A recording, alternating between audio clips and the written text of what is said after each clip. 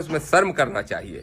तो मैं आज बड़ी खुले तौर पे ये निवेदन भी कर रहा हूं और आगाह भी कर रहा हूं। निवेदन ये कि इस विरोध को समाप्त करें और बाबा साहब की प्रतिमा लगाने के लिए आप खुद उसमें अगुवाई करें। मैं बार एसोसिएशन से ये आग्रह करूंगा, और नहीं तो हम कोई तारीख तय कर रहे हैं और तारीख तय करके जल्द ही वहां पे हम लाखों की संख्या में पहुंच के और प्रतिमा वहां पे स्थापित करने का काम करेंगे। इसके साथ साथ एक और निवेदन करूंगा।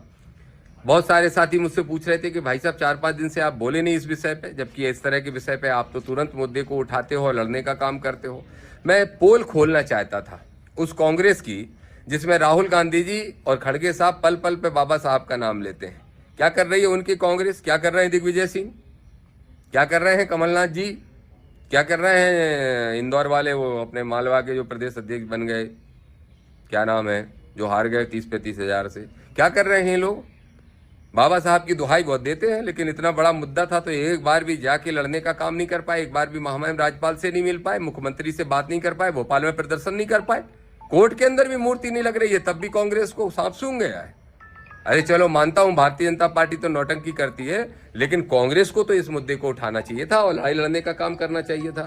तो इसलिए मैं ये जरूरी था, मैं ये लोगों तक ये खबर पहुंचे, लोगों के सामने इनकी पोल खुले कि ये संविधान की बात सिर्फ वोट लेने के लिए करते हैं। मैं भाई चंद्रशेखर आजाद जी से कहना चाहता हूं, आजाद समाज पार्टी के सभी साथियों से, भीम आर्मी के सभी साथियों से और संविधान प्रेमी अनेक सामाजिक संगठन हैं, उन सभी से कहना चाहता हूं, और खास तौर पर सामान्य वर्ग के व्यक्तियों से भी और पिछड़े वर्ग के भी वो व्यक्तियों से भी जो सामान्य वर्ग की तरह अपने जीवन को यापन करते हैं, आप सबको भी इस मुद्दे में हमारे साथ आना चाहिए। और बाबा साहब की प्रतिमा वहां अगर नहीं लगी तो ये सबके लिए शर्म की बात है, आपके लिए, हमारे लिए, इवन जो विरोध कर रहे हैं उन सबके लिए भी। ये आपसे निवेदन करूंगा और उम्मीद करता हूं कि अगले 4-5 दिन के अंदर इस समस्या का समाधान निकल जाना चाहिए।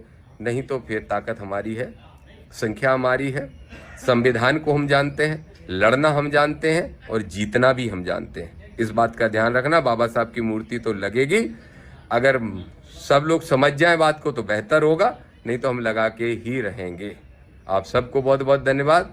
मैं बाबा साहब को प्रणाम करता हूं, महात्मा फुले, माता सावित्री बाई को प्रणाम करता हूं, सभी उन साथियों को प्रणाम करता हूं जो मानवतावादी सोच के हैं, किसी भी जाति के हों, किसी भी वर्ग के हों, सबको प्रणाम करता हूं। और चूंकि ईश्वरवादी व्यवस्था में मैं विश्वास रखता हूं, इसलिए भगवान श्री कृष्ण को प्रणाम करते हुए आप सबसे उम्मीद करता हूं, उनसे प्रार्थना करता हूं कि आपको सद्बुद्धि दें जो विरोध कर रहे हैं, और उनको ताकत दें जो लगाने के लिए हिम्मत लड़ने का काम कर रहे हैं। उनकी ताकत हम भी बनेंगे, हमारे हजारों आप सब जानते हो कि एक आवाज पे कितने लोग आ सकते हैं, वो सब साथी बनेंगे और हम बाबा साहब की प्रतिमा जरूर स्थापित करेंगे। जय भीम, सबको प्रणाम, जय श्री।